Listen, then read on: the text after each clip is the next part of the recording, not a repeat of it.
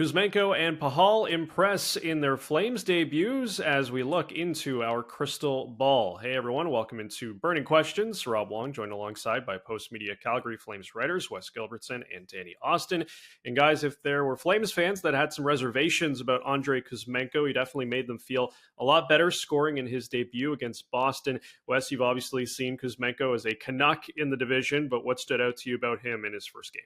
Well, I just thought it was a really impressive introduction. And 60 minutes isn't going to answer any questions. But what I've been saying ever since the Elias Lindholm trade with the Vancouver Canucks is that salary dumps don't typically come with the sort of skill that Andrei Kuzmenko has. The reason that he was available from the Vancouver Canucks and included in that deal, in addition to kind of falling out of favor with head coach Rick Tocchet, is that they needed to move out his salary to make room for Elias Lindholm. And, when you think of a salary dump, you don't think of a guy who scored 39 goals the previous season. So, it's just one game, but they thought that he'd help their power play. And on his first power play shift in the Flames jersey, he scores a goal. He showed glimpses of chemistry with Jonathan Huberdeau, a guy who, if we went back through the archives of these videos, I'm sure we've talked a lot about needing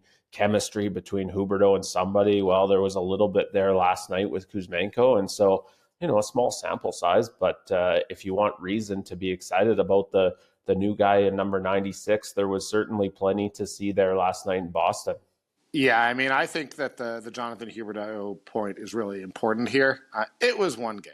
I acknowledge that. I'm not going to come here and say we fixed Jonathan Huberdeau, but what if you just put a guy who was one of the best passers in the league 2 years ago with a guy in Sharon Govich who has a nasty shot and a guy in Kuzmenko who we sure saw last night also has a nasty shot. And I think the way that we saw Huberdeau sort of pause for just a second, hit Kuzmenko, who was coming into the zone late, and then him wire off a shot. That looked awfully similar to some of the assists we saw from Huberdeau when he was with the Panthers. So for me, that's hugely encouraging. And that they are not the finished product. It's hard not to be coming off a game like last night where Ryan Huska said that might have been the best game that the Flames played all year. So there's a lot of positive vibes right now, and let's not forget what this team looked like a week and a half ago when they were on a pretty brutal losing streak. But I liked what I saw, and for me, just they still getting the best out of Huberdeau is still key for this team. He's still their highest paid player, and I liked what I saw.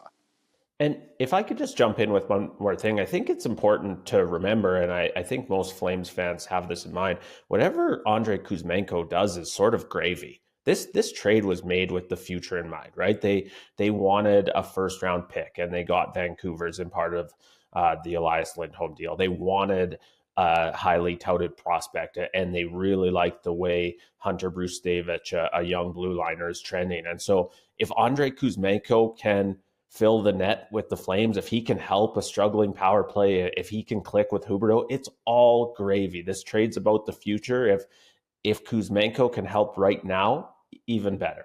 So we go from one guy who is all about offense when it comes to the score sheet to another guy who gets on the score sheet in a little bit of a different way, Danny, and that is Brayden Pachal, who also made his Flames debut, the recent waiver claim, doing what he does, throwing the body around, registering 6 hits in just 12 minutes of action. Is this someone that has a chance to stick with the big club? Yeah, I don't think we're looking at him replacing one of the top 4 Flames defensemen, although I'm pretty sure we're going to talk about the possibility of 2 of those guys being moved out pretty soon, so maybe there is. But, I'll be honest, I was in Switzerland last week, so when he was claimed, I completely – last night was really when I sort of got my first look at him and did most of my research, and I was impressed. He has that physical presence. That's exactly what this Flames blue line needs, because whether it's Noah Hannafin, whether it's Rasmus Andersson, Mackenzie Weegar, probably to a lesser extent Chris Tanev, but certainly Oliver Shillington, as we saw last night. This team has a lot of defensemen who can move the puck. They have a lot of defensemen who can skate. Having a guy with a little bit of a physical presence back there, I like for this group. I don't think that they need another sort of high-end offensive puck-moving defenseman.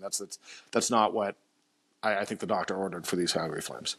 Yeah, they've been looking for some bite on the blue line since they traded Nikita Zadorov to the Vancouver Canucks. That physical element is something that they felt was missing. And certainly, I talked to Brayden Pachal after the waiver claim on the weekend, and he said, where I can separate myself is bringing some edge. We certainly saw that against the Bruins. And, I think the other thing that's important when it comes to Brayden Pachal, a 24-year-old, is he spent all of last season or the majority of the spring, especially with the Vegas Golden Knights. He's been in their program for a while. And so he only played in one playoff game, but he does have his name on the Stanley Cup. And more importantly, he was just around to sort of witness what it takes to win a championship. He also, won a title in the Western Hockey League as a junior. And so there's some, understanding there of the culture and sort of the recipe to be a part of a winning team. And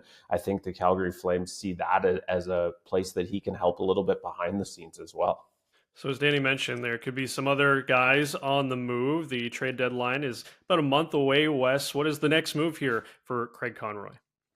It probably feels like Chris Tanev to me. I mean, the two we're going to keep talking about for good reason because they're pending free agents are Chris Tanev and Noah Hanifin. And, especially when I talked to Craig Conroy after the Lindholm deal, he mentioned that one of the reasons for getting it done when he did 5 weeks before the deadline is, hey, not only did I get the offer I wanted, but it takes the risk of injury out. And if Craig Conroy's thinking about that with Elias Lindholm, then he's thinking about that with Chris Tanev, a guy who's, famous for blocking shots with his chin. And so I think that's probably the next domino to fall. Chris Tanev's 34 years old. I don't think there's been a lot of traction, I guess, on any sort of contract talks with the Flames. And my best guess, it could be Hanifin, who they're still, hoping to get signed to an extension. But my best guess is Chris Tanev's probably next to go. Yeah, and I mean, I think we all sort of understand that the clock is ticking with Hanifin. He has to give them an answer.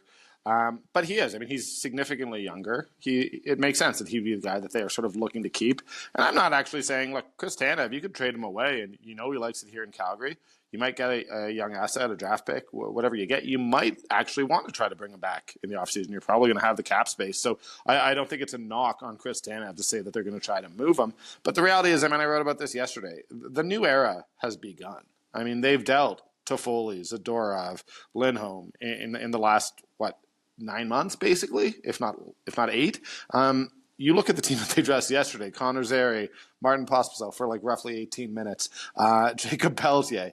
They have a lot of young players in this lineup already. So we're past the point where we're wondering, oh, what is the next? Are they going to get young? Or what are they trying to do? That is already happening. They are trying to get younger. So it's just a matter of time before we see one or both of those guys move, depending on what Hanifin wants to do with his career long term. But I suspect what's next is a lot.